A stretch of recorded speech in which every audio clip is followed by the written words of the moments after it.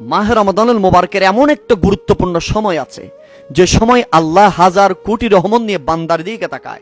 যখন বান্দা ইফতারের সামনে নিয়ে বসেছে, বিভিন্ন হরেক রকমের ইফতারগুলো নাড়তে থাকে, রহমতের ফেরেশতাকে আল্লাহ পাক বলেন, ও রহমতের ফেরেশতা, বান্দা খাই না কেন? আল্লাহ রে, বান্দা খাই না, কোনো টাইম হয় নাই। আরে বান্দাকে খাইলে তো কেউ দেখবে না।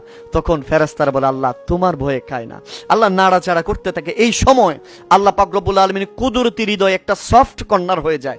তখন ফেরেশতাদেরকে বলে, আমার বান্দা চাই কি? ফেরেশতারা বলে আল্লাহর কাছে, আল্লাহ রিজিক চাই। আমার আল্লাহ বলে যে বাড়াই দাও। তখন যদি বান্দা চাই, আল্লাহ আমার সন্তান নাই, সন্তান দাও। তখন আল্লাহ পাক রব্বুল আলামিন ফেরেশতাদেরকে বলে, কি চায়? বলে যে আল্লাহ সন্তান চাই। আল্লাহ বলে যে সন্তান দিয়ে দাও। তখন যদি বান্দা চাই, আল্লাহ রে, জাহান্নামের আযাব সহ্য করতে পারবো না, আল্লাহ তুমি জান্নাত দিয়ে দাও। তখন ফেরেশতারা বলে, আল্লাহ রে, তোমার বান্দা তোমার কাছে জান্নাত চাই। আল্লাহ তুমি না রহিম, তুমি না রহমান, তুমি না সত্তার, তুমি না গাফফার। তখন আল্লাহ পাক বলে যে এই ফেরেশতারা সাক্ষী থাকো, আমি এই বান্দার জন্য জান্নাত বরাদ্দ রেখেছি।